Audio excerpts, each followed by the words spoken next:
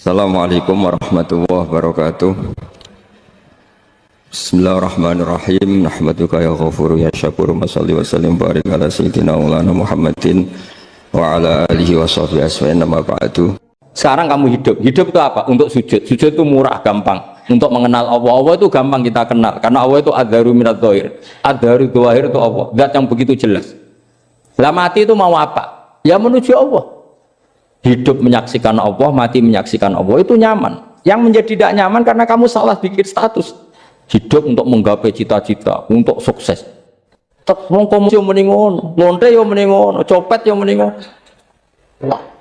Rumah samu sing men bahagia aku kiai tok. Rumah samu sing men duwe akeh kiai tok. Coba copet kamu tanya, kenapa kamu nyopet? Ingin punya uang banyak. Terus kiai tak kok sering dakwah kena opo? Repot to. Ngajape ngono maksudnya. Tapi nak jawab dakwah nyebarno Islam, aku ora dibayar apa-apa. Waras berarti. Sampean sing melarat, ya cita-cita wae duwe dhuwit sing dadekno gampang salat. Lah nek sampean wis betah melarat, tapi kula melarat lah salat teng mriki lancar ya alhamdulillah. Jadi kan gak masalah, kan gak ada akibat apa-apa. Tapi ki aja mikir ngono, gara-gara melarat temu tuk turunan iso wae anakmu sing buruh. Sampeyan ngalami hal yang tidak kamu alami. Lho kan mungkin saja saking kowe melarat terus anakmu sampeyan buruh di Jakarta sing roh sapa? Buruh ning wong sing ora salat. Aja kok mentang-mentang kowe saiki gak ngalami, gak mikir anak-am. Lah iku termasuk harus kamu pikirkan juga. Niki syariat. Kowe kudu mikir apa wal yakhsal ladzina law taraku min khalfihim napa dzurriatan diafan khaufu alaihim. Tetep kudu mbok pikir. Mulane ketikane Kanjeng Nabi beja-bejane wong iku sing duwe dhuwit utawa pangkat sing yutahassanu bihi min dini, sing iso nggo bentengi napa agama. Lah anak kowe nglakoni ngono demi anak iku tidak ngurangi zuhud. Bahkan kok Nabi Khidir dadi panitiane anake sampeyan. Iku sing diceritakno ning Ashabul Kahfi ketika ana cah cilik anake wong soleh. Abahe kabundut. Abahe sempat nyimpen emas batangan, keleng-eleng kene. Dadi dhisik ana wong soleh mati nyimpen emas apa? Batangan ora. Mboten niki emas batangan ora, Mas. Disimpen nang tembok. Suatu saat tembok ini badhe rubuh. Konsekuensine nak rubuh emas batangane konangan. Nak konangan dipek wong dolim. Lha ape rubuh ditata Nabi sinten? Khidir. Nabi Musa protes, wong karuan tembok ape rubuh kok mbok tata, padahal penduduk kene iku wonge nakal-nakal. Terus jawab Nabi Khidir seperti wa amal jidaru fakana lihulamaini napa yatimaini fil madinati wa kana tahtahu kanzul lahuma wa kana abuhuma sholihah. Jadi fatwa-fatwa zuhud sing berlebihan wong ra oleh nabung ngomong kosong, tak jamin. Itu ditentang oleh ulama-ulama syariat.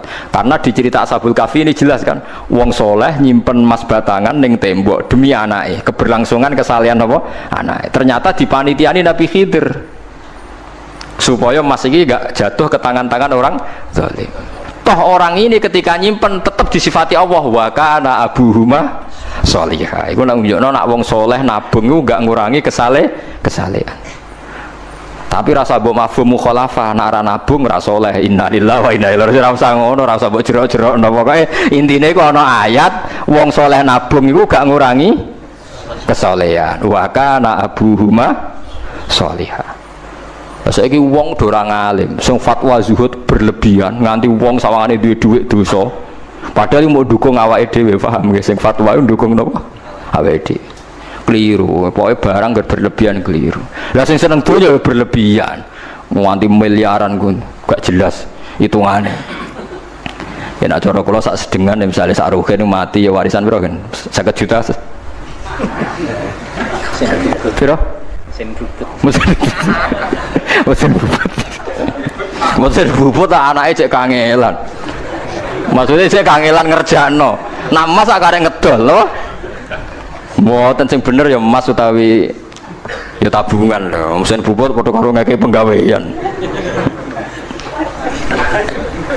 Mboten kula setuju mbek fatwane Ibnu Khaldun karena berdasar sejarah itu enggak ada nabi kecuali dari keluarga terhormat. Nah terhormat itu tadi, terus kata Imam Ghazali sebetulnya ada harus terhormat kamu jadi presiden atau bupati, ada adnal mal, ini rumah nonton, ada adnal mal atau adnal jah yang yutahassanu bihi min dini supaya bisa menjaga agama. Nah sekarang kalau pertanyaannya gimana Gus kalau globalisasi itu tadi Jangan-jangan misalnya kalau kita ngobong gereja di Indonesia misalnya, terus masjid yang minoritas di negara lain diobong sebagai balasan perlakuan umat Islam mayoritas di Indonesia, terus gentiran Islam sing minoritas di negara lain ditindak. Itu jangan-jangan kita termasuk sebab, dan teori itu juga sah.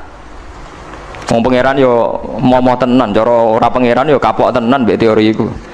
Cara ora pangeran. Makanya niku nyata. Wong sahabat tuh jenenge sahabat anyar-anyar Islam nggih over. Kados Ruhin Mustafa seneng-seneng kula atau over. Saking overe bendina misoi gereja, misoi watu pangeran niku.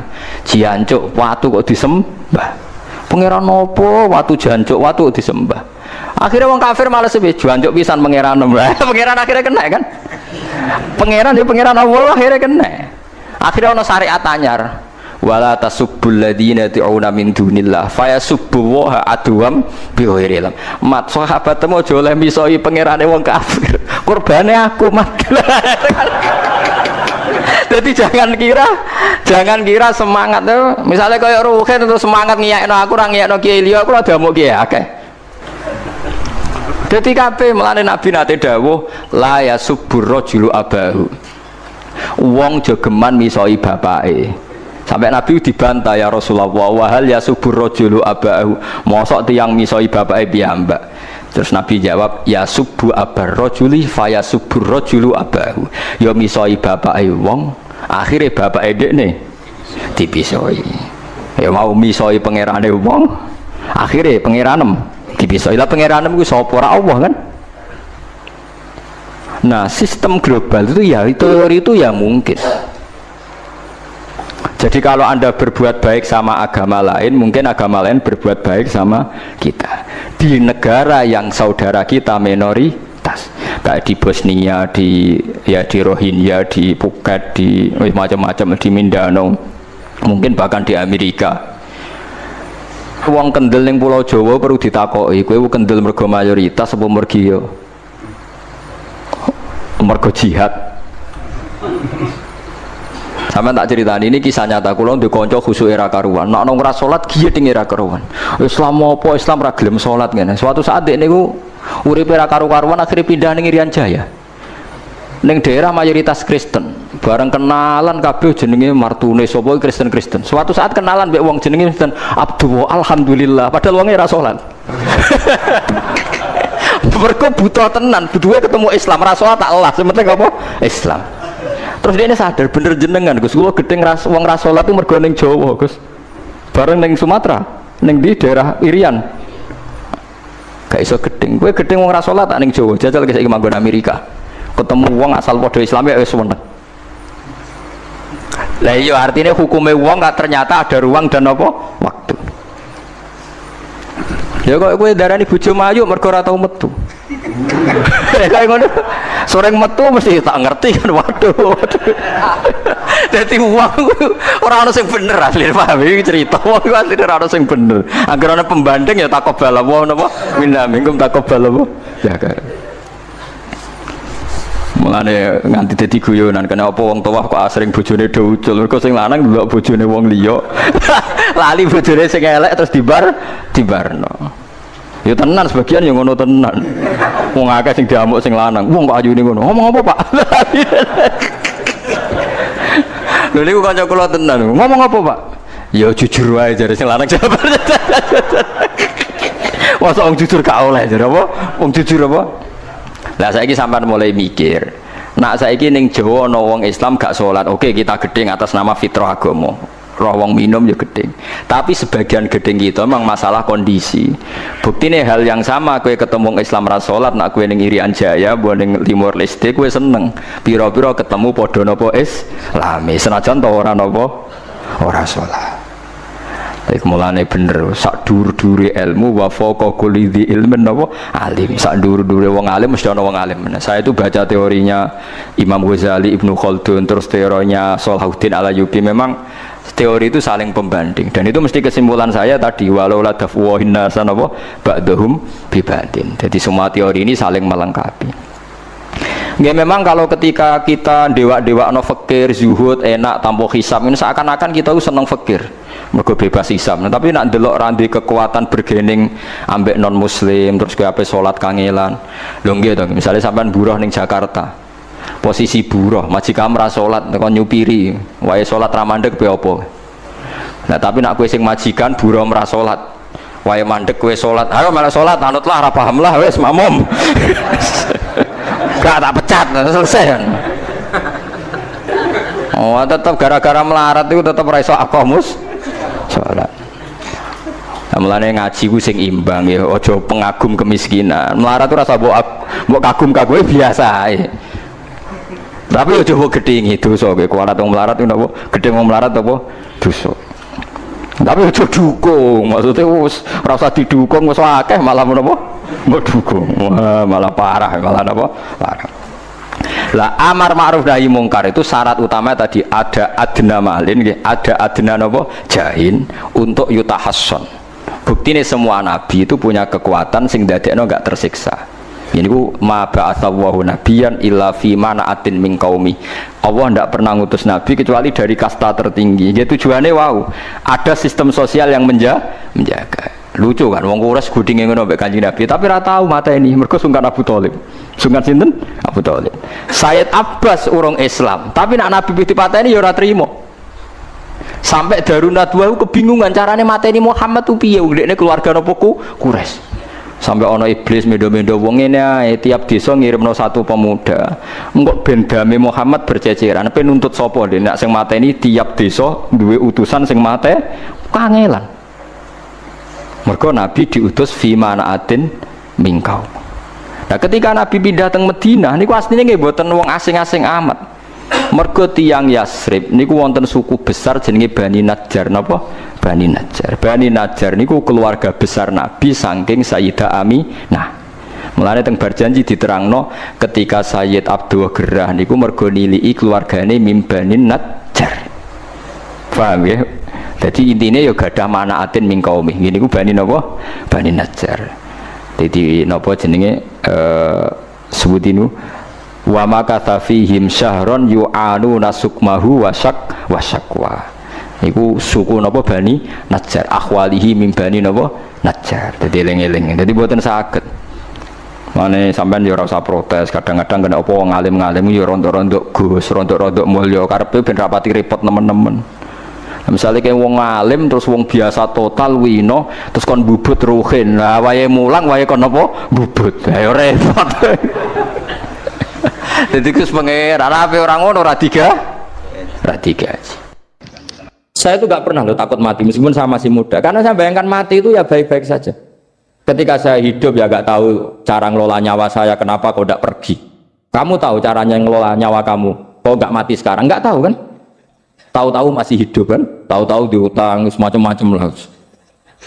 Sebenarnya kita zaman hidup pun nggak tahu cara ngelola nyawa kita, cara kerja jantung kita, cara kerja paru-paru kita. Nanti setelah kita mati pun nggak tahu caranya hidup gitu lagi. Tapi anehnya kita, mosok manusia sudah dilemah iso hidup lagi. Memangnya kita sekarang bisa hidup karena kita tahu-tahu ya hidup. Ditekdir anak yang melarat, pese elek, orang lain ditekdir anak Kiai Gus Mulyo. Kita kan nggak pernah bisa milih bapak ora iso. Ngerti-ngerti anak Karmen, anak Karlan itu sudah tahu. Artinya gini ya, sudah ya Allah ketika saya hidup ya tidak tahu kenapa saya hidup, pasti engkau yang menghidupkan. Ketika saya mati juga gak tahu kenapa saya mati, pasti engkau yang menghidupkan dan mematikan. Maka saya akan baik-baik saja di akhirat, karena ketika di dunia Tuhannya yang engkau, ketika di akhirat Tuhannya, dan sifat engkau tidak akan rubah, tetap arhamur rahimin. Makanya dulu wali-wali itu kalau mau mati ya santai aja. Sayyid Umar bin Abdul Aziz itu ulama-ulama dulu kalau mau meninggal itu kalau keluarganya nangis marah besar. Memangnya mau kemana kamu nangisin saya? Lah kamu kan mau mati. Memangnya mau kemana kalau mati? Ya kembali ke Allah. Susahnya apa? Di dunia ya milik Allah, di akhirat milik Allah. Inna sholati wa nusuki wa mahyaya wa mamati lillahi rabbil. Yang aneh sampai harus melarat orang wani mati. Wah aneh tenan. Ya karena sampean tahu mungkin di akhirat lebih miskin lagi kan. Terus repot terus. Coba kalau dari awal kita menstatuskan diri kita biadillah, inna sholati wa nusuki wa mahyaya wa mamati. Tapi kamu salah status, mengatakan kehidupan adalah momen untuk mencari kesejahteraan, kehidupan adalah momen untuk cari karir. Kamu mensifati kehidupan secara salah. Jika kamu terjebak nyari karir, nyari kaya, coba kalau kamu pakai mazhabnya Sufi, kehidupan adalah pemberian dari Allah untuk kembali kepada Allah. Kematian ya seperti itu. Akhirnya ya santai saja. Inna sholati wa nusuki wa mahyaya wa mamati lillahi rabbil alamin. Istri juga gitu. Saya itu tidak sombong. Saya itu mulai nikah sampai sekarang itu hampir gak pernah tukaran sama istri. Sama istri saya itu sering bilang gini, Gus, kali-kali kalau saya ngamuk itu diwales, dilawan, supaya saya punya musuh katanya. Betul ya? Ya saya bilang gini, Allah itu maha baik sama saya. Ketika harmonis, ganjaran saya ya lewat harmonis itu, sehingga saya ngasih uang, menyenangkan Anda. Ketika Anda marah, ganjaran saya lewat sabar. Ya sudah, itu semuanya baik. Kalau kamu marah, saya tidak dapat pahala. Makanya kalau kamu marah tak dengerin. Ini cara Allah membuat pahala tanpa bayar, kata saya. Justru kalau pas rukun itu untuk dapat pahala harus nyervis, jajak nukokno kelambi mahal katanya. Boros itu pahala yang boros katanya. Tapi kalau kamu marah ini pahala paling murah, nggak usah biaya, dapat apa? Pahala, cukup sabar. Lu itu kalau terlatih lama-lama dapat ya biasa saja. Ulama dulu seperti itu semua. Imam Syafi'i itu pernah ada orang baik sekali sama beliau. Orangnya itu munafik padahal. Tapi kalau setelah keluar dari Imam Syafi'i, dia memaki-maki Imam Syafi'i. Suatu saat dia tadi muji-muji jenengan tuh di luar maki-maki jenengan. Imam Syafi'i itu guyu. Guyu sebenarnya bukan alhamdulillah. Muridnya kan janggal. Ini dikasih tahu gitu. Alhamdulillah. Kenapa Imam Syafi'i dia kan di luar maki-maki jenengan? Berarti aku wong wibawa ning ngarepku rawani. Ya jadi dianggap enteng saja melihat. Berarti aku wong wibawa ning ngarepku ora wani. Ya sudah. Terus ketika ditanya, tapi itu kan bahaya bagi Anda karena memfitnah Anda gini-gini. Kata beliau, zaka Allah. Yang kritiknya bahaya itu hanya Allah Ta'ala. Yang lainnya enggak bahaya. Karena ini makhluk dhaif, enggak penting. Loh, kamu sampai tersiksa dikritik orang karena kamu nganggap makhluk itu penting. Ini gobloknya sampean. Goblok segoblok-gobloknya. Coba kalau kamu mensatukan makhluk tetap makhluk, kritiknya enggak penting. Selesai kan? Selesai enggak? Ini problem Anda ada wali itu, kalau dikritik ya susah. Makanya ada wali itu problem menurut saya. Makanya saya enggak ingin enggak jadi wali itu kan. Karena hanya wali yang hidupnya itu la khaufun alaihim wa lahum ya. Orang dulu tuh semudah itu hidup. Gampang sekali. Dulu ceritanya diantara ceritanya manakibnya Sayyid Ja'far Shadiq itu, kalau ada orang memaki-maki dia itu dikirimi hadiah. Kenapa ya? Karena kebaikan kamu telah kamu berikan kepada saya, ini hadiahnya. Sampai malu yang kritik itu. Kan kalau orang ngerasani itu kan kebaikannya dikasihkan sama yang dirasani. Lah kamu kan ngajinya seperti itu, tapi dirasani kok susah. Harusnya kan kasih aja, ditransferi saja. Alhamdulillah. Ya karena kita salah menamain tadi. Sing ngrasani pembenci. Pembenci itu bahaya. Sehingga kamu mereaksi secara serius. Coba kalau kamu pakai hukumnya Allah dan Rasul. Pembenci itu pemberi kebaikan. Istri marah adalah pemberi kebaikan. Ada yang berani mulai meraktekannya? Latih begitu terus. Insya Allah nanti hidup kamu barokah. Itu disebut wa'allama adamal asma. Dan itu yang diajarkan Rasulullah. Rasulullah itu kalau ngajarkan hidup itu gampang sekali. Allahumma ja'alil hayata ziyadatan li fi kulli khairin wal mauta rohatan li min kulli syarrin. Jadi kalau kita hidup anggap saja peluang untuk nambah kebaikan. Kalau kita mati anggap saja akhir dari semua potensi kejahatan kita. Anda sekarang mungkin tidak zina tapi potensi zina. Anda sekarang tidak korupsi, potensi korupsi. Anda sekarang tidak selingkuh, tetap potensi selingkuh. Lah anggap saja kalau mati berarti akhir dari segala potensi itu. Alhamdulillah. Makanya saya tuh nggak pernah takut mati. Karena saya misalnya setiap saat mati ya saya nanti akan bilang, ya Allah ini sudah mau mati berarti mau akhir dari segala potensi keburukan saya. Alhamdulillah. Makanya itu ulama-ulama dulu kalau ada preman mati, saya guys, tonggone ragil muni saya, preman kurang ajar, saya guys, tonggone tetap ragil muni saya. Padahal kiai ini muni, saya guys pun mati, pun buatan sakit macam-macam nih pasti. Karena dia dengan mati berarti rohatan mengkuli syarrin, keburukannya tidak terulang lah. Lah keburukan nggak terulang lagi itu saya apa buruk? Saya. Makanya kiainya minta saya ge niki, tonggone cek menengah. Saya ge menengah. Makanya suatu saat kalau ada gitu kamu harus bilang apa? Saya, pun buatan jahat malih, pun mati. Jadi kayak apa coba? Coba sekali-kali statuskan kalau al hayat adalah ziyadatan lana fi kulli khairin, al maut adalah rohatan lana min kulli, sehingga kita hidup ya happy, mati juga happy, gak masalah.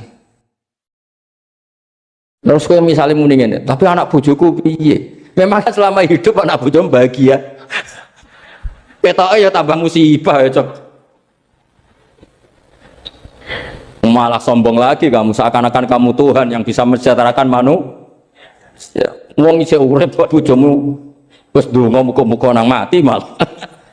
Gak jelas termasuk dosane jenengan sedanten wis senengane cerita Nabi Adam. Nabi Adam mbok critakno dosane, mulane do kualat. Wong nyeritakno bapake kok nyeritakno napa? Dosane. Mulane kata kiai kualat, wong bapake kok diler-ler napa? Dosane. Mulane nak cerita Nabi Adam ini kedah sempurna. Terus niki kula cicil juz tunggal napa wa 'allama Adamal napa asma. Pertama kali hubungannya Nabi Adam kalian Allah Subhanahu wa taala ini hubungan mengajarkan nama sesuatu. Jadi sampean jangan pakai teori modern bahwa apa artinya sebuah nama. Nama itu penting sekali. Sekali penamaan itu salah berarti Anda menstatuskan secara napa? Salah, dan itu berakibat fatal. Jadi semua kesalahan manusia mulai periode syirik mensekutukan Allah itu karena kesalahan menyebut apa? Nama. Ini penting kolaborator. Jadi misalnya orang Arab itu ada batu tertentu yang dipahat disebut manat. Manat itu dari kosakata manan, pemberi. Yang satu disebut uzza, sesuatu yang aziz, yang agung. Sehingga akhirnya diperagungkan. Coba kalau misalnya Manat dan Lata itu ketemu orang Lasem, terus ditanyakan, ini batu apa ini? Dari Purwodadi apa dari Mojokerto? Yang mahat siapa? Ini irungnya tidak pas. Ini matanya kok agak picek. Andekan distatuskan seperti itu, kira-kira disembah apa enggak? Enggak. Iki pas pembuatan ini pate protol terus digenti ini. Sehingga setiap kemusyrikan itu semua para nabi ngendikan in hiya illa asmaun sammaitumuha antum wa abaukum ma anzalallahu biha min sultan. Sebagian ayat ma anzalallahu biha min sultan. Bahwa kesalahan-kesalahan yang kamu timbulkan itu karena kamu kesalahan bikin nama. Makanya status itu penting. Nanti sampean tahu pentingnya yang saya katakan ini. Nanti setelah sampean mati, nanti mesti nyari saya karena kenangan ngaji ini. Ini Mas Atabik itu mas saya, beliau seorang dokter, tapi saya tidak akan bilang dia dokter karena nanti anak cucunya inginnya jadi dosen. Tapi kalau saya menstatuskan dia turunan Mbah Sambu, babai wong alim. Wah anak putune arah alim isin. Tapi nak di status no pegawai negeri dosen, wah anak putune golek duit ya pikirannya kan. Karena status itu mengilhami ya Pak, status itu karena itu yang dikenalkan. Makanya ini penting. Fir'aun ketika dianggap sebagai Tuhan itu karena dia berhasil menamakan dirinya orang yang nggak pernah sakit dan dia penguasa. Penguasa itu artinya apa? Dia memimpin sekian orang. Akhirnya dianggap Tuhan. Tapi ketika debat terbuka sama Nabi Musa, pertama mohon standar mohon gimmick. Pertama kata Fir'aun, wa ma rabbul alamin, lalu Tuhan kamu itu siapa? Kata Musa, yang menuhani langit dan bumi. Fir'aun masih bisa berargumentasi, setahu saya di bumi Tuhan hanya saya. Soal kemungkinan Tuhan Anda di langit, terus Fir'aun nyuruh Haman, ya Haman ibnili sorhal la'ali abluhul asbab as-samawati fa'attali'a ila ilahi Musa. Tapi kalau itu dibuktikan, nanti Musa pasti kalah. Karena kalau Fir'aun naik ke langit, pasti gak melihat Tuhan. Wong yang Nabi saja gak melihat, apalagi Fir'aun. Pasti dia bilang gak ada. Tapi apa yang bisa mengalahkan Fir'aun adalah argumentasi status. Kata Musa, Rabbukum wa Rabbu abaikumul awalin, yang nuhani nenek moyang kamu. Artinya kalau Fir'aun Tuhan, itu berarti Tuhan balita. Karena mbah-mbahnya dulu tanpa Tuhan, karena Tuhannya lahir terlambat. Akhirnya Fir'aun saat itu juga para pengikut Fir'aun langsung menjadi mukmin meskipun menyembunyikan imannya. Karena kalau Fir'aun Tuhan berarti babahnya tidak punya Tuhan, karena Tuhannya baru dilahirkan kemudian. Artinya gini, andai kan Fir'aun distatuskan al-maulud, orang yang dilahirkan, maka tidak akan ada orang yang menuhankan Fir'aun. Atau Fir'aun dibahasakan wujida ba'da alam yakun, dia ada setelah dulu-dulunya tidak ada. Apapun hebatnya Donald Trump, apapun hebatnya Cleopatra, apa Fir'aun, semuanya itu wujidu ba'da alam yakun, mereka ada dari tidak ada. Yang seperti ini pasti tidak Tuhan. Makanya Allah mengenalkan manusia itu sederhana supaya tidak pernah jadi Tuhan. Hal ata alal insani khinum minad dahri lam yakun syai'am mazkura. Manusia itu siapa? Ya manusia itu makhluk yang ada dari tidak ada. Dengan status itu nggak mungkin kamu tuhankan. Ini penting saya utarakan. Jadi buah gerakan Allah itu pasti dimulai salah penamaan. Makanya saya kemarin ketika Mbah Mun intaqala ila rafiqil a'la, ketika beliau wafat, saya bilang ke anak-anak Anwar, statuskan Mbah Mun sebagai orang alim, alama, al-faqih, muridnya Sayyid Alawi, muridnya Mbah Zubair. Sekali Anda menstatuskan beliau orang besar, tepaan santri sing mau luhur kepengin ditiru besar tok. Nah, niru besar tok terus ana santri mau ita itu tok ngerasa gede repot. Sama, makanya saya nggak pernah. Sebenarnya saya tahu, Mas Atabik ini mas saya itu dosen saya tahu, tapi saya tidak pernah ngomong dosen. Anak-anak era menjadi wong alim, menjadi dosen malah langsung menjadi wong alim, malah celaka mana itu. Jadi karena salah status itu nanti panjang, akibatnya itu panjang. Makanya saya itu sebetulnya ya risih dikatakan Gus Bak itu orang alim, sebenarnya risih. Tapi saya seneng saja. Sing seneng benir walime, sing hasut takjak kompetisi. Jadi nikmati ya. Jadi sing seneng benir walime, sing ra seneng itu hasut takjak kompetisi, takjak maca tafsir, naram riang ya. Monggo paling maca primbon mek terjemah. Ini penting, jadi itu yang disebut wa'allama adamal. Makanya Allah itu mengkritik semua kesalahan manusia dimulai dari salah penamaan. Makanya saya kemarin Pak Pilpres sering bilang, kalau presidennya ini maslahat, kalau enggak ini enggak maslahat. Mana ada kemaslahatan ditentukan hanya oleh seorang presiden? Itu tauhid kita di mana? Memang kita secara syariat harus milih sesuai istihad kita, tapi tidak usah dong menggantungkan kesejahteraan sama seorang makhluk, itu tidak boleh. Secara tauhid nggak boleh. Makanya ini penting sekali. Jadi nggak boleh orang salah nama. Kita tetap memilih presiden, milih kiai, milih siapa saja, tapi tidak boleh menstatuskan manusia sama dengan status Tuhan. Itu bahaya sekali dalam ilmu tauhid. Saya teruskan ya. Nah ini sekaligus latihan tauhid sama latihan tafsir ya. Sampun nggih. Kula terusno malih. Mun santai mawon. Kula ki ikhlas ora ngarah gelo santai mawon. Wong umpama ora sida ngaji ora gelo apa meneh trimo mik rusak. Ndak, karena saya itu insya Allah ndak akan pernah salah nama. Saya punya cerita ya, tentang nama itu. Ketika seseorang baik sama tetangga, itu kalau sampean seorang mukmin yang mukhlis, mukmin yang ikhlas, pasti ya karena diperintah Allah. Saya ngajar seperti ini karena diperintah Allah. Baik sama pernah sepuh karena saya turunan Mbah Sambu, ya karena menghormati Mbah Sambu. Itu bagus. Sehingga dulu itu ada ulama, saya berkali-kali cerita, ada ulama punya tetangga itu berdua anak muda. Ya Ahmad, silahkan ke rumah saya. Datang. Setelah datang ke rumah pemuda tadi, kata pemuda tadi, ya Ahmad silahkan kembali, saya tidak butuh kamu. Kembali Imam Ahmad, dan santai saja. Setelah kembali sekian menit dipanggil lagi, ya Ahmad saya jadi butuh kamu, datang ke rumah saya. Datang lagi. Setelah datang, saya tidak butuh kamu, silahkan pulang. Pulang sampai 3 kali. Itu Imam Ahmad senangnya bukan main, kelihatan ceria, senang. Lama-lama muda ini tanya, ya Ahmad kenapa Anda tidak tersinggung, bukankah itu menyakitkan? Enggak, kata saya. Tapi saya akan menyebalkan. Enggak, kata saya. Kata Imam Ahmad, kenapa aja? Saya ini diperintah sama Allah, kan apik mbek tangga. Dadi nek mbok undang ya teko. Mbok kon mulai ya mulai. Alhamdulillah iso nglakoni perintahe Allah. Jadi aku ora ono hubungane mbek kowe. Sehingga orang itu nggak bisa didikte oleh di sekelilingnya karena ya hubungannya langsung sama Allah Subhanahu wa Ta'ala. Jadi dulu tuh orang jadi wali itu segampang itu.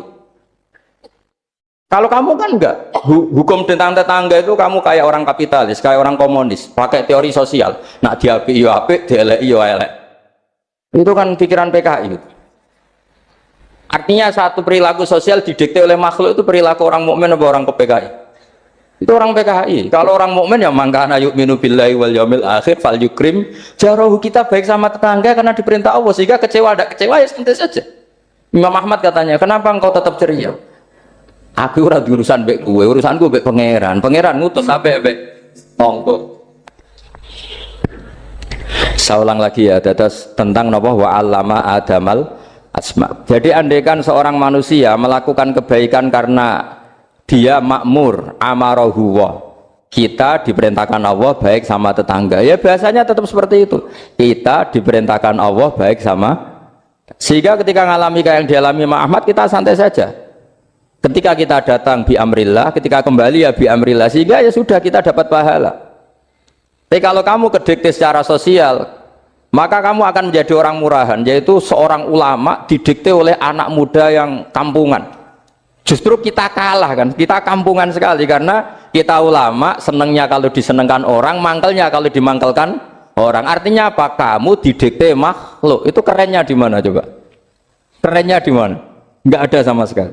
Apalagi yang dikte trimo canom sing goblok sing desa. Kamu seorang ulama besar. Tapi kalau kamu hubungannya dengan Allah, dia muji kamu, alhamdulillah dipuji. Dia memaki kamu, alhamdulillah dapat pahala lewat jalur sabar. Kan santai saja. Sehingga saya berkali-kali bilang, setan itu untungnya tidak pernah ngaji saya. Kalau ngaji dia pasti ngerusak metode, merubah metode. Tapi saya tadi berdoa supaya ngaji ini nggak didengar setan. Setan itu ya goblok betul. Setan itu kan suka ya kalau anaknya kiai, cucu kiai dibikin konflik.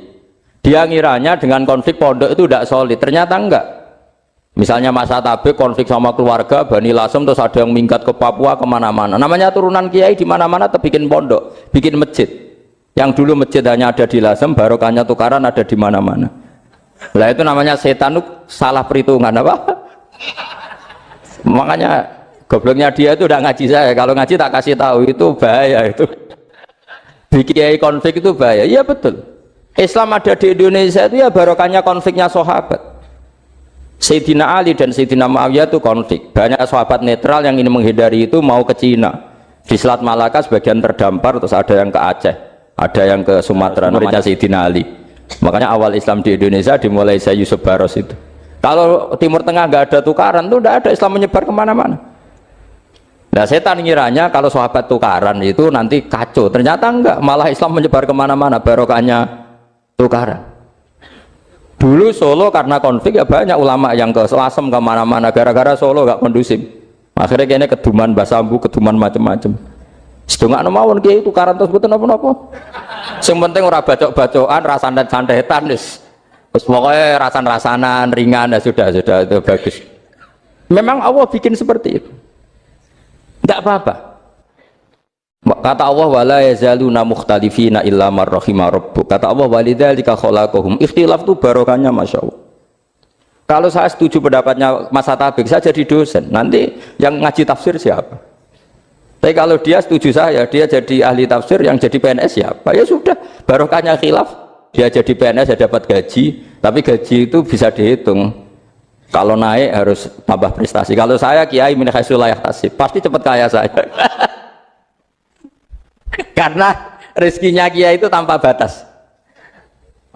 Makanya haji saya itu plus. Saya itu tidak kaya, tapi haji saya haji plus. Masa tapi paling reguler. Karena rezekinya kiai itu min haitsu la yahtasib. Makanya saya pernah disoal sama teman-teman dosen di UI. Bapak kok berani pulang ke Rembang?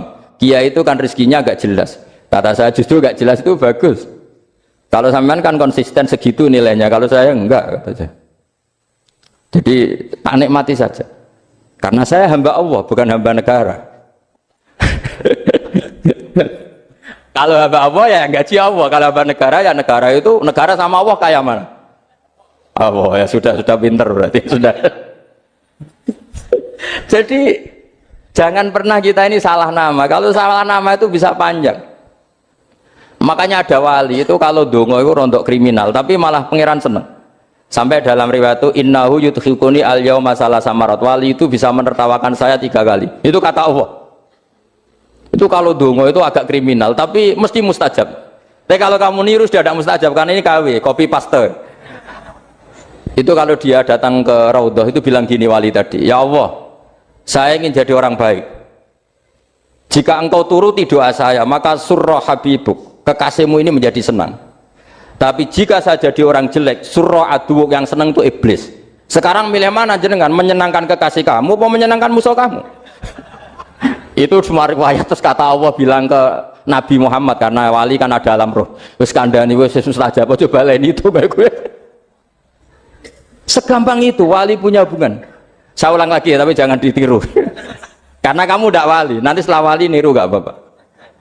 Ya Allah, saya ini ingin jadi orang baik. Kalau saya jadi orang baik, maka surra habibuk, kekasihmu menjadi senang. Kalau saya jadi orang buruk, surra aduwuk, musuh kamu menjadi senang. Tinggal engkau lah sekarang sebagai Tuhan, senang menyenangkan kekasih kamu, menyenangkan musuh kamu.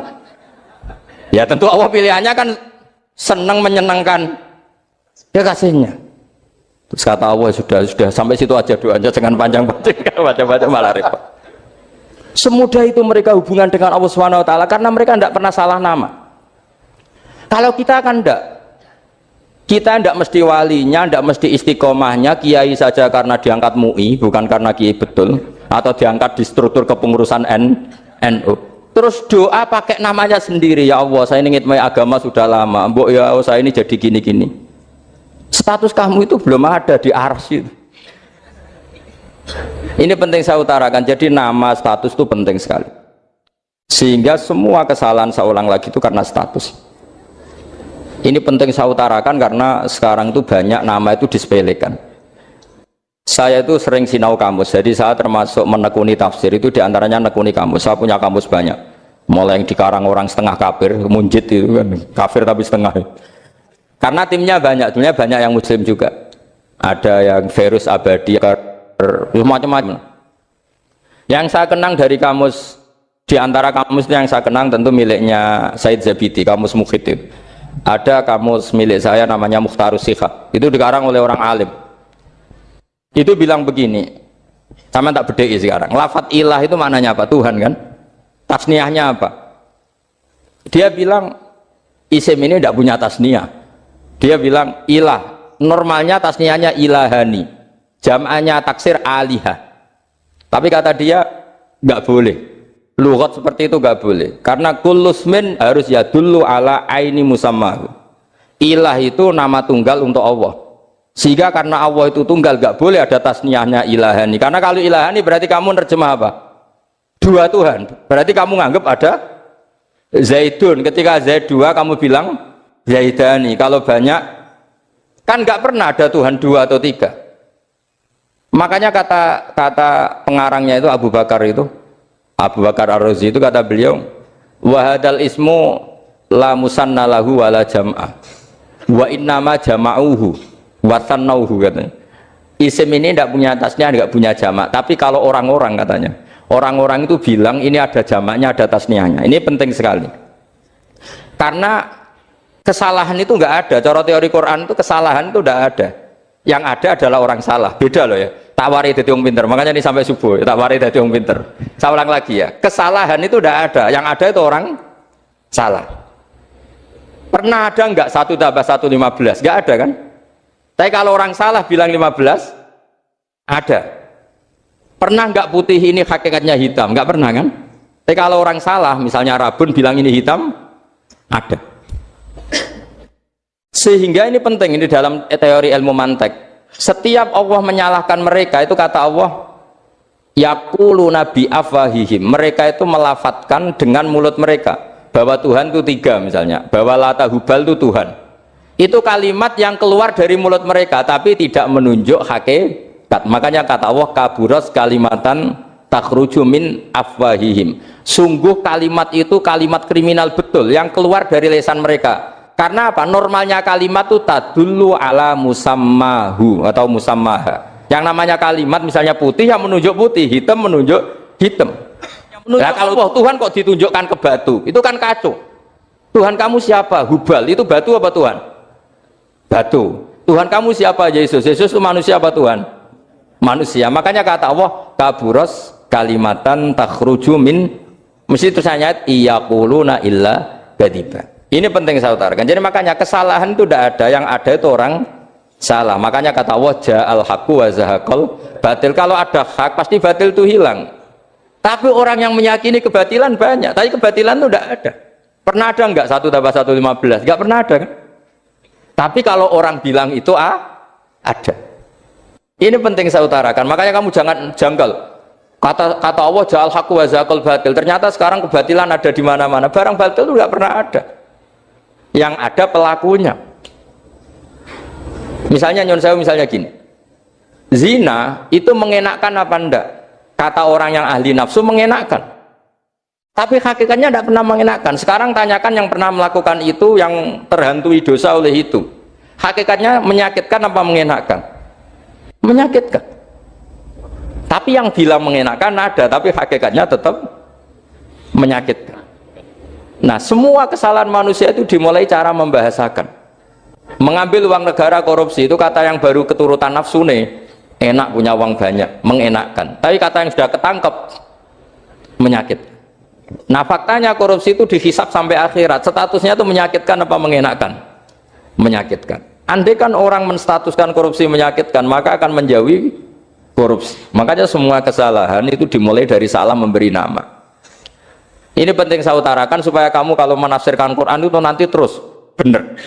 Makanya setiap kesalahan kata Allah apa? Kaburas kalimatan takhruju min afwai. Nah kalau kalimat itu nyata kata Allah kalimatu haqqin aliyana hya wa aliyana mut wa aliyana nubas. Atau katanya istilah pangeran dzalika bi anna wal haqqu wa ma yad'una min dunihi wal batil. Nanti terus urut, sampean baca Quran nanti bisa kayak saya urut, konsisten. Yaitu tadi. Misalnya Fir'aun itu orang pakai status yang diajarkan Allah ke kita. Fir'aun adalah wujida ba'da alam yakun. Fir'aun adalah makhluk yang sekarang ada, tapi dulu-dulunya tidak ada. Padahal sebelum ada Fir'aun sudah ada bumi, ada langit, ada matahari. Sebelum ada Yesus, ada Isa, sudah ada bumi, ada matahari. Artinya apa? Zaman langit bumi ada, penyebabnya Isa apa enggak? Enggak kan? Karena dia ada setelah adanya langit dan bumi. Fir'aun juga gitu. Yesus juga gitu, semuanya begitu. Makanya Allah mengajari kita apa? Hal ata alal insani hinum minad dahri lam yakun syai'am madhkura. Katakan manusia itu siapa? Manusia adalah makhluk wujud yang dulu tidak ada. Sekarang banyak enggak orang yang sudah kaya sebelum Pak Jokowi jadi presiden, sebelum Pak SBY jadi presiden, sebelum Pak Karno jadi presiden? Banyak enggak yang sudah kaya sebelum? Banyak kan? Artinya yang mengkayakan itu presiden Pak Allah. Allah. Sekarang kamu miskin, kamu nggak bisa nyalahkan Pak Jokowi. Sebelum Pak Jokowi presiden kamu sudah miskin. Ya, artinya yang memiskinkan itu presiden apa takdir? Takdir. Makanya wa anna ila rabbikal muntaha wa annahu adhaka wa abka wa annahu amata wa ahya wa annahu khalaqaz zawjaini dzakara wal unsa. Jadi kita miskin ya karena kehendak Allah, kita kaya kan semua itu karena Allah. Tapi kita terjebak hukum modern. Nak presiden iki sejahtera, anak iki ora. Ya mungkin secara bahasa syariat mungkin ada benarnya, tapi kita ini kan dilatih ilmu hakikat. Tak ulang malam 13 Dzulhijjah masuk ilmune cek syariat tok. Kok gak pinter-pinter banget cek gobloke kan gitu. Kenapa nama itu penting? Begini. Alam yang dipakai Quran, alam itu nama ya, alam mangkul. Semua alam. Wah nanti subuh tak jamin pinter nih. Tapi saya tetap mau setengah jam. Karena saya tahu sampai subuh pun kira-kira ya tidak pinter, jadi ya setengah jam. Jadi nanti kalau kamu ditanya, kenapa tidak pinter? Mari Gus Bak mulangnya mau setengah jam. Punya alasan. Kalau sampai subuh kok gak pinter kan? Goblok banget nanti subuh orang pinter. Ya nak orang-orang bilang gitu. Lah anak saya ngomongin, oh mesti salah metode, gurunya yang salah.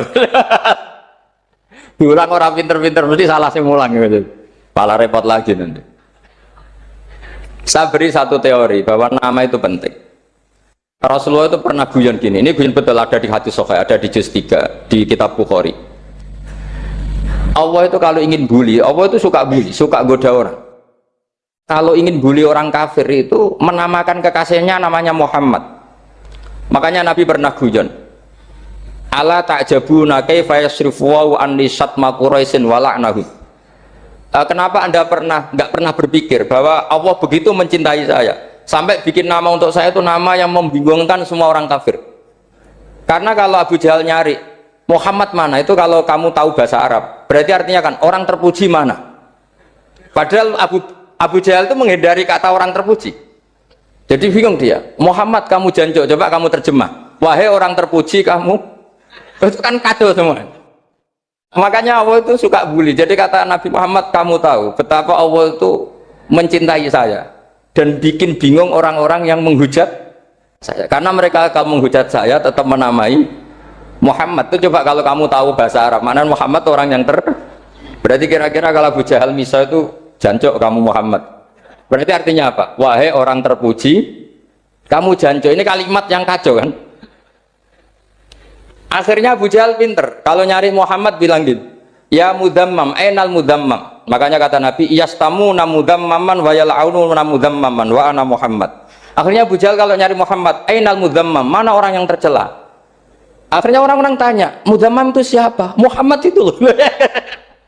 Akhirnya dia keinget lagi. Ya Muhammad itu loh. Akhirnya ya bilang Muhammad lagi. Jadi kayak apa? Makanya itu saya mangkal kalau sama orang dan anaknya Kiai jenenge Agus, karena ya tetap diceluk Gus. Karena ya saya itu punya teman itu gak Gus, mangkalnya bukan main sama anaknya Kiai. Dia punya cita-cita anaknya nanti dinamai hanya Agus saja, supaya semuanya manggil. Terus nanti yang hasut ya bilang Dus. Kayak kemarin pas Pilpres itu macam-macam. Tapi ini penting saya utarakan, jadi nama itu nggak boleh salah, status juga nggak boleh salah. Makanya saya ingin misalnya anaknya Kiai kok jadi pejabat, ya sudahlah, jabat itu. Saya betul, saya sampai sekarang dengan Gus Yasin itu ya tetap nyucup. Saya bilang ini putra guru saya, ini Gus saya. Saya tidak pernah membahasakan beliau wakil gubernur. Bahayanya nanti suatu saat, oh ini mantan, kan repot. Jadi ini penting, status itu penting. Orang sekali salah status itu bahaya, ke depan itu bahaya sekali. Karena tadi saya bilang, tadi misalnya banyak kan anaknya orang-orang alim alamah, terus anak cucunya jadi dosen atau jadi doktor gitu. Terus ini yang jadi status. Nggak boleh seperti itu. Ya sudah, dokter secara akademik, dia jadi PNS karena kestatusan itu, tapi di keluarga tetap saja status alimnya saja. Atau mudawimul khairi, mudawimul tahajud, mudawimu apalah, ini selalu tahajud, ini selalu deres, ini selalu ibadah, sehingga anak cucu kita ya kenangannya itu. Anak-anak saya meskipun kecil itu jamaah terus, karena ya saya selalu jamaah. Dan saya melihat kalau anak saya tanya, Pak kenapa bapak sholat terus, ya saya bilang sepantasnya jadi manusia sujud, cuma selama melok dudunya melok nganggo pangeran dibayari ya ora gelem. Kata saya gitu, wong nganggo wong ya bayar, lagi nganggo bumine pangeran ra bayar wis tanggap ae sujud itu bayar, kata saya gitu. Sehingga merasa sujud itu satu identitas. Ini penting saya utarakan karena tadi saya betul-betul mengenang istilah Allah wa 'allama adamal asma. Semua kesalahan itu kata para nabi in hiya illa asma'un samaitumuha antum ba'atau. Kita membahasakan misalnya presiden Amerika orang terkuat di dunia. Bagaimana mungkin orang terkuat kemudian agak mangan sedino lemes? Hebatnya ning ndi? Iku nak pas mules weteng agak ngising ya lemes. Hebatnya apa? Makanya Allah ketika menerangkan Isa itu tidak Tuhan, itu Allah sederhana cara ngendikan. Karena yakulani to amal masih ibnu Maryam illa rasul. Qad khalas min qablihir rusul. Wa ummuhu siddiqah kana yakulani to'a. Artinya kalau Isa itu tidak mangan ya lemes. Nak keluarkan ya kudu ngising. Lah terus mbok sembah itu terus piye? Jadi gak kebayang seorang Tuhan kemudian kalau gak makan tuh lemes. Berarti statusnya Isa apa? Orang yang lemes kalau tidak makan. Terus kamu Tuhan kak? Aneh gak? Aneh. Jadi andaikan manusia dengan status yang diterapkan Allah, yang distatuskan Allah, itu pasti tidak ada yang salah. Karena yakulanit ini saya cicil juz 1 wa 'allama adamal asma. Makanya kata Rasulullah, Allah ta'jabuna kaifa yusrifu wa annisat ma quraisin wa dzamma. Ini penting, nama itu penting. Karena sekali nama ini saya coba, misalnya orang sepakat darani Fir'aun itu wujida ba'da alam yakun. Fir'aun itu ada yang dulu-dulunya tidak ada. Hal ata alal insani hinum minad dahri lam yakun syai'am mat. Coba kalau kamu melihat sekarang kamu hidup itu apa? Untuk sujud itu murah, gampang. Untuk mengenal Allah itu gampang kita kenal, karena Allah itu adzaru minadz dzahir. Adzaru dzahir itu Allah, zat yang begitu jelas.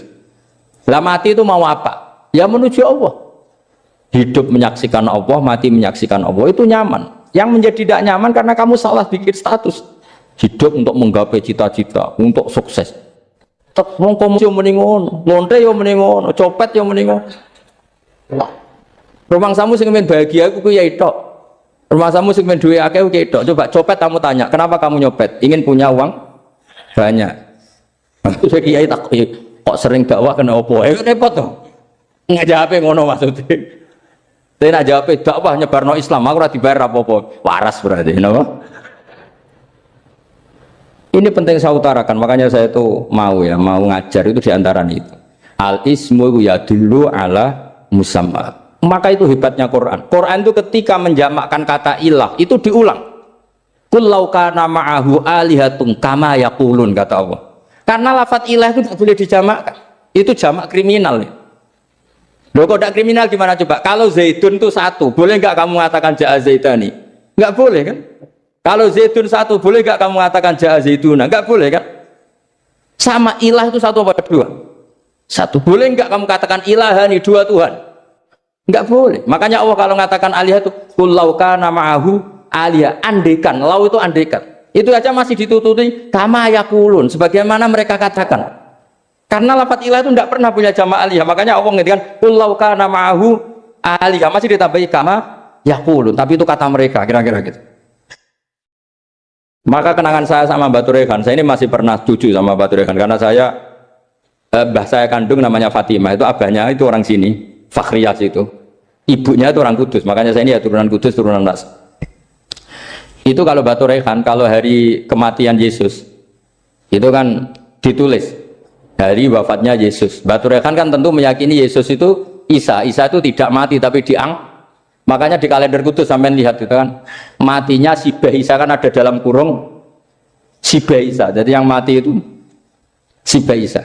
Karena kalau yang mati Isa kan menyalahi Quran, wa ma qataluhu wa ma shalabuhu walakin subbihala, maka ditulis kematian Sibah Isa. Hanya Almanak Kudus, yang lainnya enggak karena sudah ikut bahasa nasional. Saya pernah agak bantah dulu, saya masih ditulis gini saja, kematian Yesus dalam kurung katanya. Karena saya ini teori Quran. Quran itu kalau ada bahasa salah, itu diulang. Qul law kana ma'ahu alihatun kama yaqul. Karena enggak benar, jamak alihah itu enggak benar. Bagaimana mungkin sesuatu yang satu dijamakkan? Coba kamu bisa mengatakan Zaiduna karena Zaidnya banyak. Kamu punya tamu rojulun. Kalau orang banyak rijalun.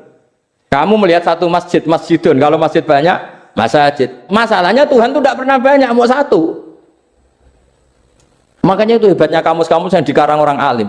Bahas tasniahnya ilahun itu lam yujad katanya. Tapi wajaduhu wasamauhu. Tasniah ini enggak ada secara hakikat, tapi mereka ada yang menjamakkan, yaitu mereka-mereka yang salah. Makanya tadi dalam ilmu mantek, kesalahan itu tidak pernah ada, yang ada adalah orang yang salah. Jadi kesalahan itu tidak pernah ada, yang ada adalah orang yang satu tambah satu pasti dua, nggak mungkin empat nggak ada, lima nggak ada, tapi orang jawab salah banyak.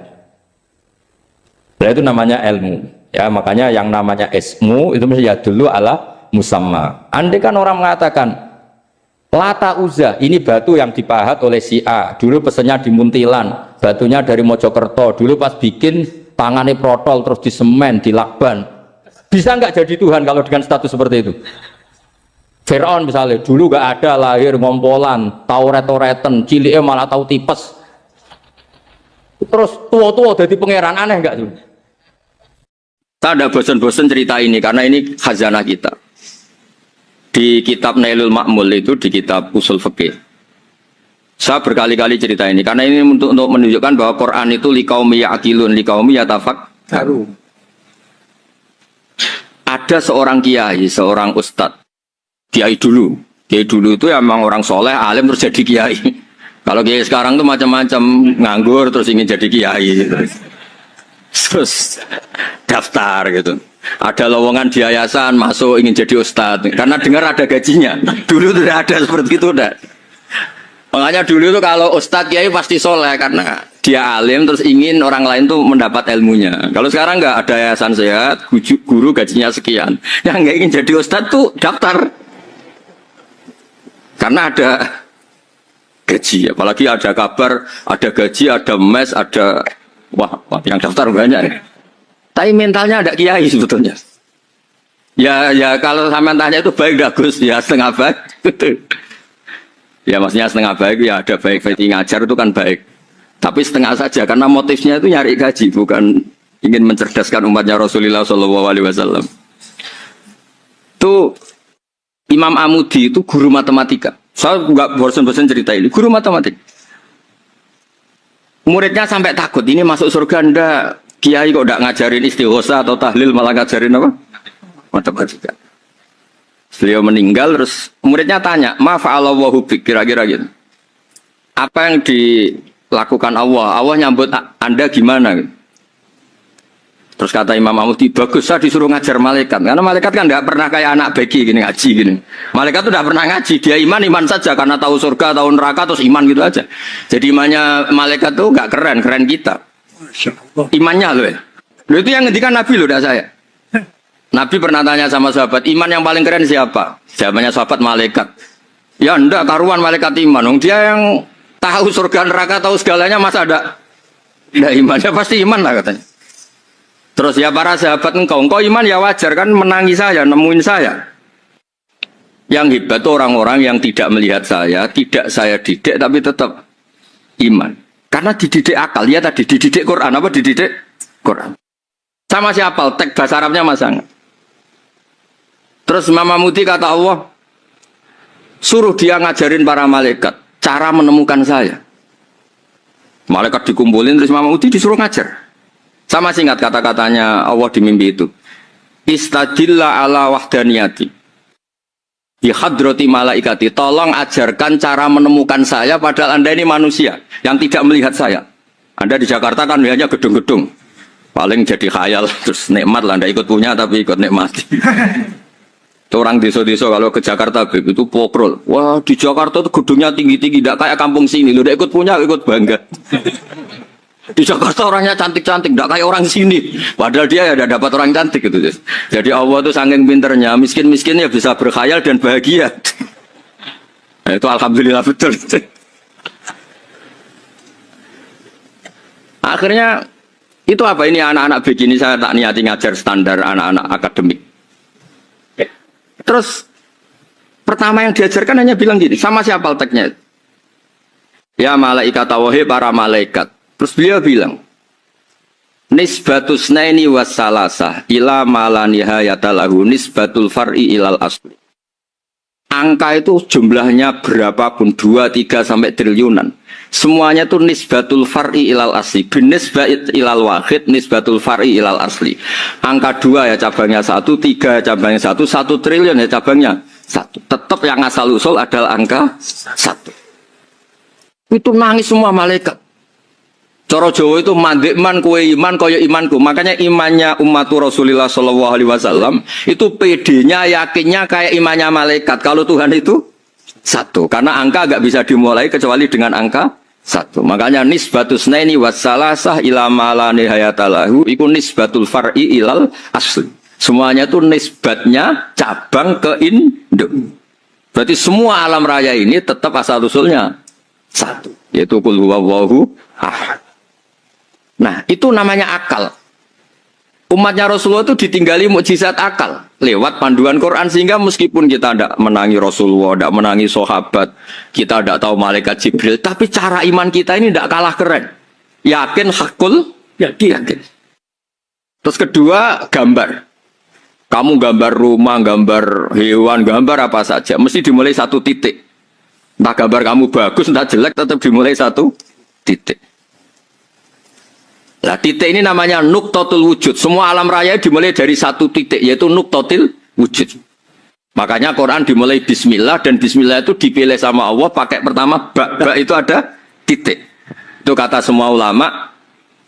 Itu titik itu singkatan dari bi kana makana wa bi yakunu mayakun. Karena saya semuanya ada. Bi itu karena saya.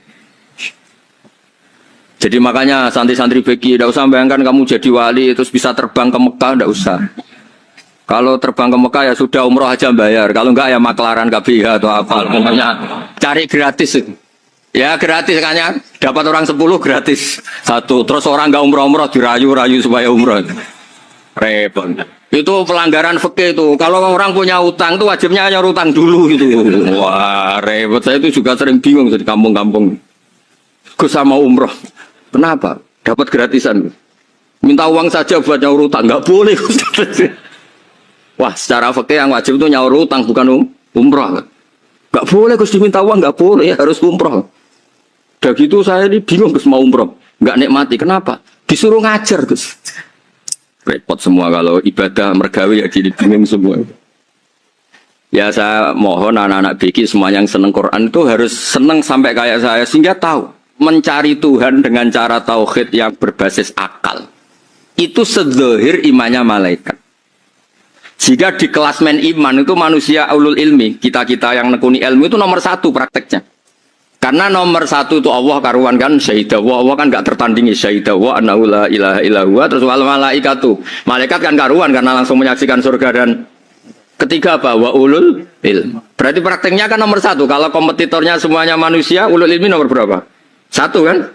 Nah nomor 3 kan dari Allah, malaikat, ulul ilm. Berarti kalau kompetisinya antar manusia nomor berapa? 1 kan? Nah kenapa ulul ilmi di nomor 3 kan tapi dari Allah, malaikat, ulul. Kerennya kayak apa? Karena cara iman ulul ilmi itu enggak ada ragunya sama sekali. Kamu ragu enggak kalau 2 itu cabang dari 1, asalnya 1? Enggak pernah kan ragu kan? Semua gambar seruat apapun dimulai dari 1 titik, ragu enggak? Enggak kan? Nah imannya umatnya Nabi karena dipandu oleh Quran itu seyakin itu, sehakul yakin itu. Nah itu terus Jubair bin itu jadi iman. Am khuliqu min ghairi syai'in am humul khaliq. Terus kata Allah lagi, kalau kamu tidak percaya saya yang bikin langit bumi ya gampang dong. Kamu saja yang ngomong kalau kamu yang bikin. Paling orang sepakat kamu stres. Terus hanya ayat gitu, am khalaqus samawati wal ard. Kalau kamu tidak yakin Allah yang bikin ya silakan Anda klaim saja kalau kamu yang bikin langit bumi. Bala yuqinun. Kamu juga gak mau kan dibilang stres. Ya, ini ngaji ilmu dulu, nanti bagian terakhir ijazah. Bismillahirrahmanirrahim. Ini riwayatul Bukhari. Haddatsana Abdullah bin Yusuf, haddatsana Les, haddatsana Sa'id al-Maqburi an Nabi Hurairah radhiyallahu anhu qala an-nabiy sallallahu alaihi wasallam. Ma minal anbiya'i nabiyyun illa qad u'tiya minal ayat ma mithluhu amana alaihi al-bashar. Wa innama kana alladhi utituhu wahyan awhahu wa ilayya fa arju an akuna aktsarahum tabi'an yaumal qiyamah. Terus kita tahu semua nabi itu punya mukjizat. Ya, semua nabi itu punya apa? Mukjizat. Mukjizat itu hal yang luar biasa yang memastikan manusia itu tidak bisa menyainginya atau menandinginya. Dan rata-rata mukjizat nabi dulu itu fisik. Misalnya ontanya Nabi Soleh itu kan onta tapi keluar dari batu, itu kan aneh. Aneh sekali. Atau tongkat Nabi Musa bisa simsalabim mengeringkan laut apa? Merah. Semua Nabi itu punya mukjizat dan semuanya berbentuk fisik. Kecuali mukjizatul Rasulullah Shallallahu Alaihi Wasallam itu berupa Al-Quran. Al-Quran itu konsep ilmiah. Terus kata Rasulullah Shallallahu Alaihi Wasallam, tapi saya karena Quran itu justru berharap pengikutku besar dan sampai hari kiamat. Sekarang kita logika ya. Andaikan kamu punya tongkatnya Nabi Musa, kalau kamu suka uang, kepikirannya dijual apa dipakai? Kalau kamu suka uang, dipakai. Kalau kamu ahli suudon itu pikirannya ndak, ini asli ndak. Karena yang melihat di Turki itu ya sebagian gitu. Kalau yang suka perdukunan itu bayangkan tuh miliknya. Mungkin dipakai ngakali orang atau apa, pokoknya bayangkan tuh miliknya. Kalau yang kolektor pikirannya itu nanti ini laku berapa. Tapi kalau peneliti mungkin pikirannya itu ini asli apa enggak? Bukti aslinya apa? Repot lah. Lagi pula kalau kamu punya utang terus mau apa? Istri kamu marah mau apa? Kalau pakai tongkat. Nah, beda dengan mukjizatnya Quran itu semuanya apa? Ilmiah. Orang yang sedang harmonis dengan istri bisa pakai ayat di antara ayat-ayat Allah itu apa? Wa ja'ala bainakum mawaddatan warahmah. Nanti kalau ditakdir cerai, saya tidak menyarankan cerai. Kalau ditakdir cerai, itu masih dimotivasi sama Allah wa iyatafarraqa yufnillahu kullam min saati. Jika suami istri itu cerai, jangan-jangan suaminya dapat istri lebih baik, istrinya nanti dapat suami lebih baik. Jadi yang masa lalunya ada keprahara. Kan banyak orang suaminya meninggal ketika nikah lagi ditanya, kangen sama suami pertama, alhamdulillah ini lebih baik. Padahal suaminya yang meninggal itu berharap istrinya ini kangen, ternyata dia sudah syukur dapat suami yang lebih baik. Jadi Quran itu menunggui kita ila yaumil qiyamah. Kita tidak bunuh diri, itu ya barokahnya Quran. Karena problem apapun kita dinasihati apa sabar, apa dinasihati sabar. Kan nggak mungkin kamu pegang tongkatnya Nabi Musa, punya masalah apa saja ngelihat tongkat, bisa apa tongkat. Tapi kalau Quran kan nasihat, solusi. Makanya Nabi berharap dengan Quran ini, saya berharap pengaruh saya, pengikut saya terbanyak ila yaumil qiyamah. Terus beliau dikomentari begini sama, ini Fathul Bari, sarahnya Bukhari. Al-muradu anna mu'jizatil anbiya inqaradat binqiradi a'sorihim. Falam yusyahidha illa man hadaraha. Problem mukjizat nabi-nabi dulu itu kan fisik. Sehingga yang tahu kalau Nabi Soleh punya unta yang ajaib, itu yang tahu ya hanya yang hadir saat itu. Yang tahu kalau tongkat Nabi Musa bertuah, itu juga yang tahu hanya yang hadir saat itu. Selebihnya tahu tongkat ya di museum. Tapi kalau Quran menjadi solusi, menjadi panduan, menjadi pegangan itu ila yaumil qiyamah. Kita beri contoh ya, Quran panduan yang paling gampang misalnya begini. Dulu ini cerita ya. Dulu itu ada orang kafir cerdas namanya Jubair bin Mut'im. Itu saking pinternya dia, pinter juga tokoh. Itu sebagai delegasi pembebasan Asra Badrin. Jadi tawanan-tawanan perang Badar itu mulai dulu ya ada negosiasi mau dibebaskan. Terus orang-orang kafir ini menugaskan namanya Jubair bin siapa? Mut'im. Ini ada di Bukhari. Karena ini ngaji di Jakarta. Kalau orang nggak tahu hadis juga tanya ini sahih enggak gitu. Wong nggak tahu kok tanya itu aneh. Padahal kalau dibodoni itu ya nggak tahu. Tapi ya tetap tanya, hadisnya ini sahih enggak? Ini kata kiai apa kata nabi ini ya Ridwan? Memangnya kata nabi kamu dengar kan ya lewat kiai. Memang. Setelah itu Jubair itu datang ke Medina. Dengerin, datang ke mana? Medina. Kemudian dengar Nabi baca Wattur pas sholat maghrib. Jubair karena Nabi dulu gak ada hotel, gak ada pondok ya. Pondoknya Nabi hanya sufah itu. Nabi baca maghrib, bukan diskusi, bukan debat, baca Wattur wa kitabim mastur fi raqqim mansur wal baitil ma'mur was saqfil marfu wal bakhril masjur terus itu. Kemudian sampai pada titik ayat am khuliqu min ghairi syai'in. Masa manusia atau alam raya yang maujudat, yang nyata, yang wujud nyata. Kemudian asal usulnya itu ketiadaan. Ini kan hadhil alam maujud, alam ini kan nyata. Masa sesuatu yang nyata penciptanya itu tidak nyata. Jadi nggak mungkin ada faham nihilisme. Kalau faham nihilisme berarti melahirkan teori begini. Al-adamu yakhluqu maujudan, sesuatu yang tidak ada menciptakan yang itu kan akal nggak bisa menerima. Kalau sesuatu ini ada, penciptanya pasti ada. Terus akhirnya Jubair bin Mut'im itu simpuh di depan Rasulullah terus bilang, "Ya Muhammad kada qalbi ayatir." Hampir saja hati saya terbang. Kalau riwayatnya Imam Ahmad, faka'anna masudi akol bihati, saya ini hancur. Semua teori yang saya bawa untuk ngelawan kamu, sekarang luluh semua, hancur semua. Yang benar adalah teori Anda, bahwa Tuhan itu satu, dan Tuhan itu ada sebelum semua makhluk. Coba kalau Nabi Muhammad ada Jubair bin Mut'im terus menyembunyikan tongkat dekat mihrab, terus dilihat ini apa, paling pikirannya ini dari kayu apa, terus yang bentuk tongkat itu tukang pemahatnya siapa? Kok kurang keren kalau di Blitar gimana ya? Kan malah panjang. Kira-kira kalau mukjizat itu dari tongkat itu malah panjang. Panjang lah pokoknya panjang. Lagi pula kamu coba kan nggak ngarah mandi, itu yang mandi kan nabinya bukan tongkatnya. Coba tongkatnya Nabi Musa coba anak-anak beki itu. Dipakai mukul kucing aja tidak mesti mati itu.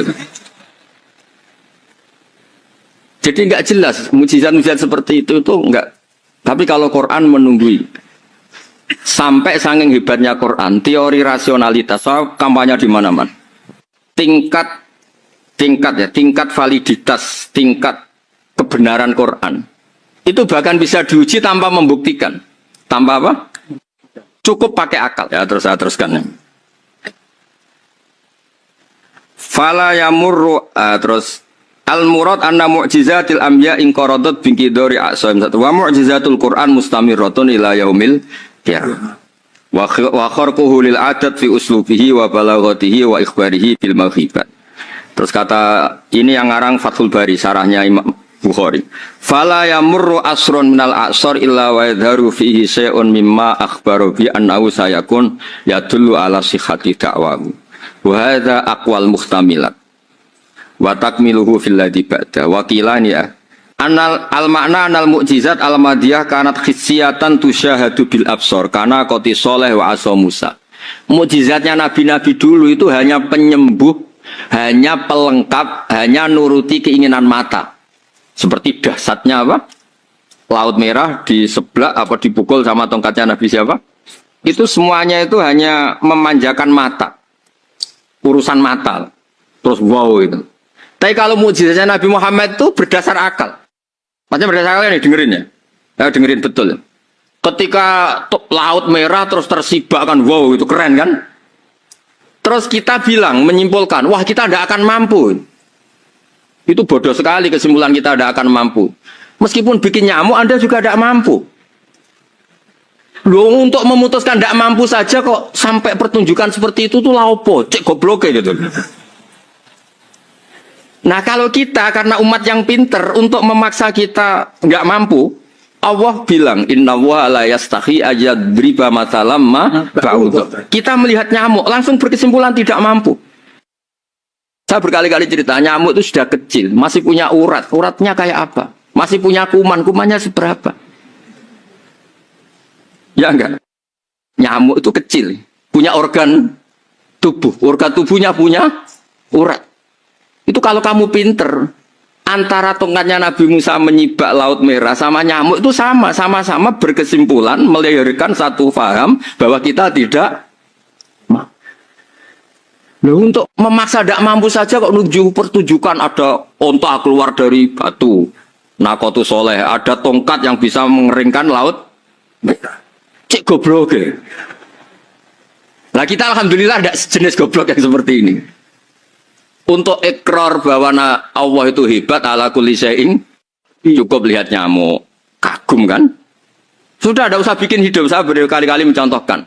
Para pemahat tak suruh bikin patung gajah, itu mampu. Tak suruh bikin patung nyamuk kalau bisa. Nyari materi dari apa? Gampang mana bikin patung gajah sama patung nyamuk?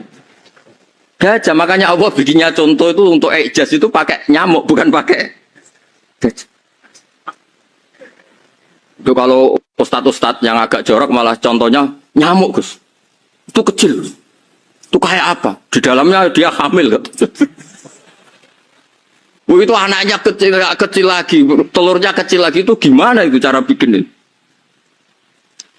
Makanya di sini ini ada kitab Itqan, itu komentarnya itu lucu. Ini kitab Al-Itqan karangannya Imam Suyuti. Ini persis komentar saya tadi ya. Kata Imam Suyuti, pengarang kitab Itqan, wa ya imma khissiyah wa imma aqliyah. Jadi mukjizat itu ada yang fisik, bisa dilihat indra, panca indra, bisa dilihat akal. Wa aktsaru mu'jizati Bani Israil kanat hissiyah li baladatihim. Balada itu goblok. Wakil lati basoirihim. Dasar wong goblok. Mukjizat kok ngenteni sing wow. Maksudnya dasar wong untuk ngakui Allah hebat saja kok nunggu halal yang seperti itu gitu. Paham gitu? Mergo likil lati napa aklihim.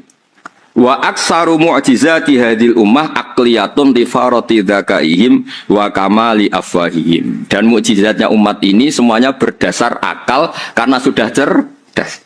Jadi andaikan kita melihat tongkatnya Nabi Musa menyibak Laut Merah dengan melihat nyamuk, kesimpulan kita sama. Sama-sama wow, sama-sama keren, sama-sama memastikan kita tidak mampu. Makanya terus Quran menerangkan kita wa ma min dabatin fil ardi wala ta'iri yatiru bi janahihi illa umamun amsalukum. Jadi keseharian kita lihat burung kok terbang.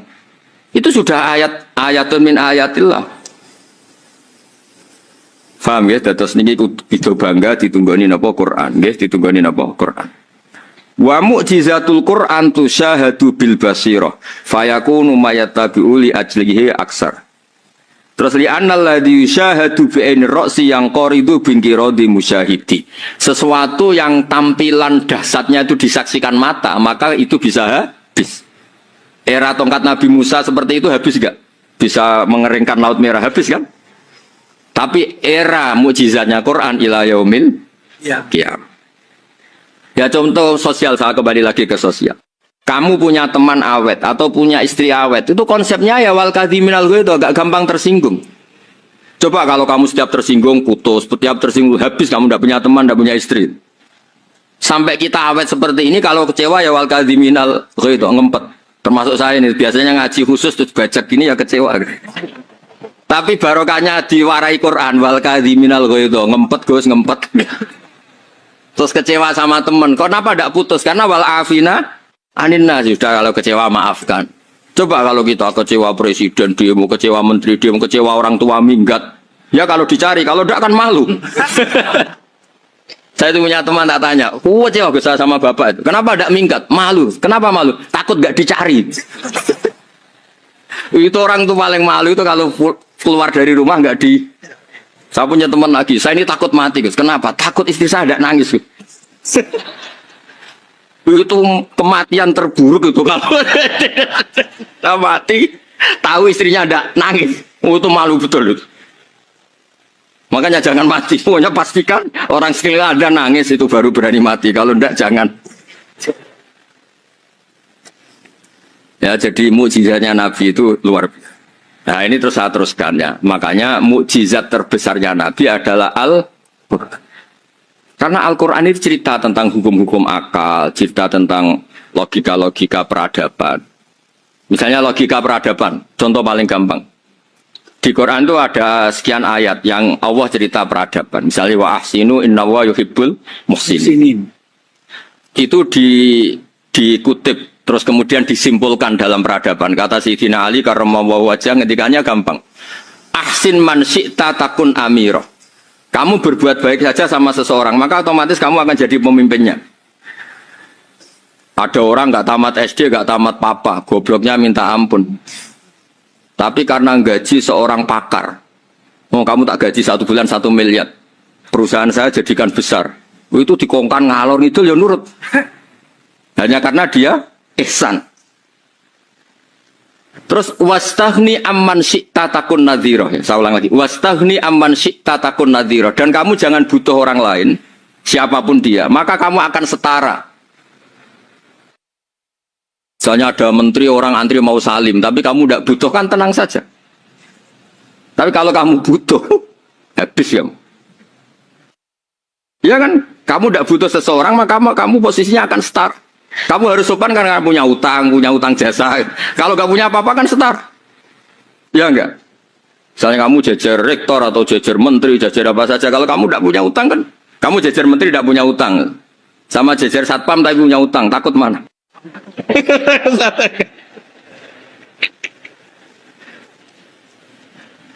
Kalau butuh itu mesti kalah.